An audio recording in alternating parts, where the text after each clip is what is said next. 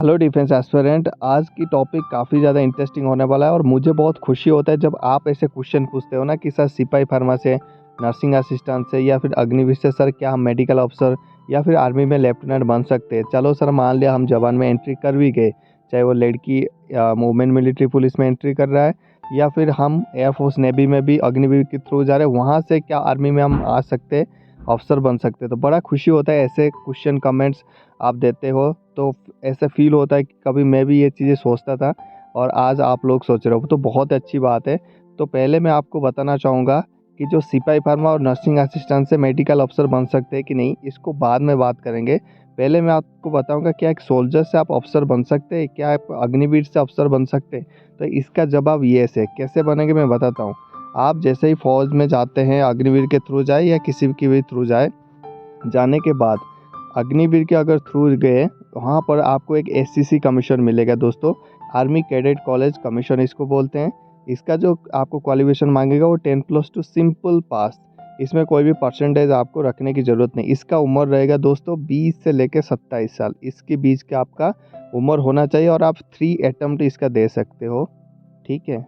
और इसमें क्या, अगर आप नर्सिंग असिस्टेंट में जाते हो या फिर सिपाही फार्मा में जाते हो या फिर अग्निवीर में जाते हो या फिर अग्निवीर वुमेन मिलिट्री पुलिस में जाते हो, किसी में भी आप जाते हो, इसको आप दे सकते हो और आपको बिल्कुल देना चाहिए। इसका रिटिन होता है 300 मार्क का। ठीक है। इसका जो भी रिटिन क्वालिफाई करने के लिए जैसे कितना सीट रहता है वो टोटल, हमारे टाइम में ये 3500 सीट होता था, पहले 2500 था। ठीक है। हमने जब क्लियर किया था उसके बाद ये 3500 हुआ, अभी फ़िलहाल ये 5500 चल रहा है। ठीक है। यहाँ पर अगर आपको मैं बोलूँ कितने कैंडिडेट देते हैं, 2 बार होता है साल में।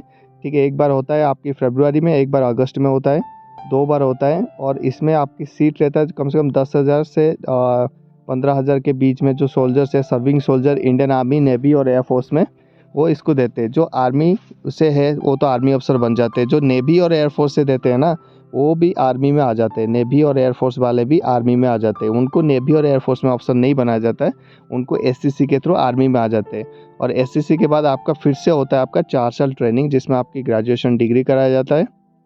1 साल आपको आईएमए में ट्रेनिंग कराया जाता है, सेम लाइक एनडीए की तरह। ठीक है। और रगड़ा पट्टी सेम होता है। यहाँ पर एक एंट्री आपका हो गया। दूसरी अगर आपकी मैं जवाब देना चाहूँगी कि आप मेडिकल अफसर बन सकते हैं, तो इसका जवाब बिल्कुल नहीं है। आप मेडिकल अफसर नहीं बन सकते। क्यों नहीं बन सकते मैं बताता हूँ।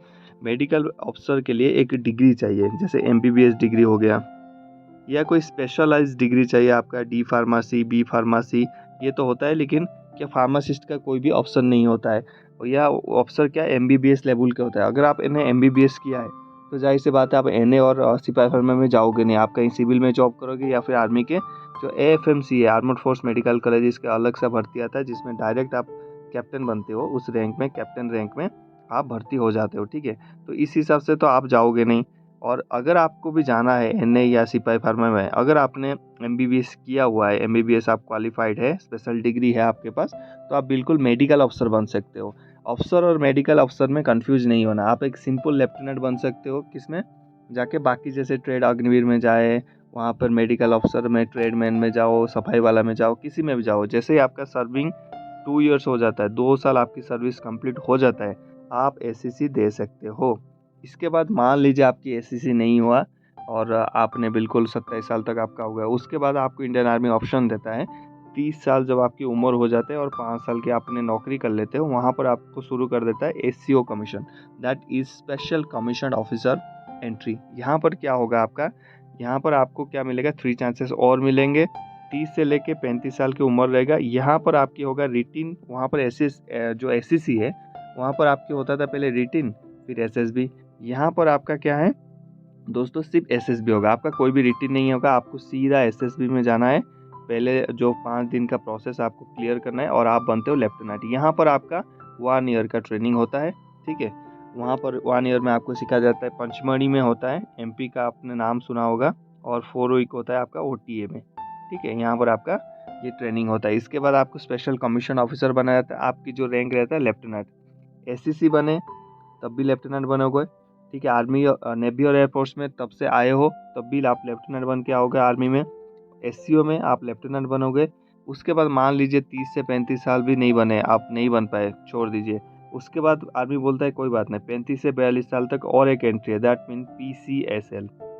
ठीक है।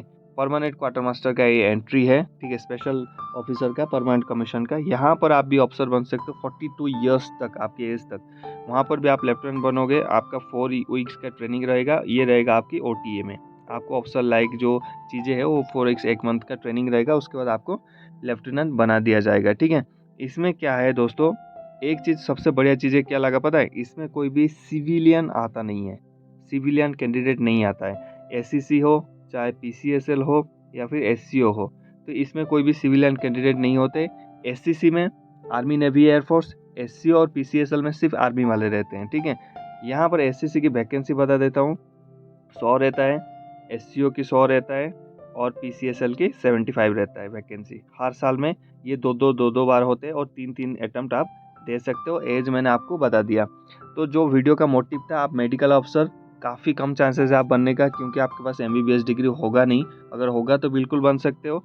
अगर ये चीज़ें भी नहीं है तो आप SCC के थ्रू, SCO या फिर PCSL के थ्रू आप कमीशन ले सकते हो। उसके बाद आप जैसे बढ़िया कोर्स जैसे होता है ना, जैसे मान लीजिए आर्मी एविएशन कोर, AAV, ठीक है। उसके बाद आप चले गए जनरल इंटेलिजेंस डिपार्टमेंट में, मिलिट्री MI में चले गए। वहाँ पर आप ऑफिसर बन के, कैप्टन मेजर बन के जा रहे, लेफ्टिनेंट बन के जा रहे। आपकी सैलरी तो स्टार्टिंग सैलरी 1,20,000 रहेगा। उसके बाद 2 स्टार आपके कंधे में रहेगा ओलिव ग्रीन में, वो मज़ा कुछ और ही है। लेकिन मैं आपको सबको रिक्वेस्ट करूँगा, ये व्यूज़ के लिए नहीं है ना यूट्यूब के लिए है।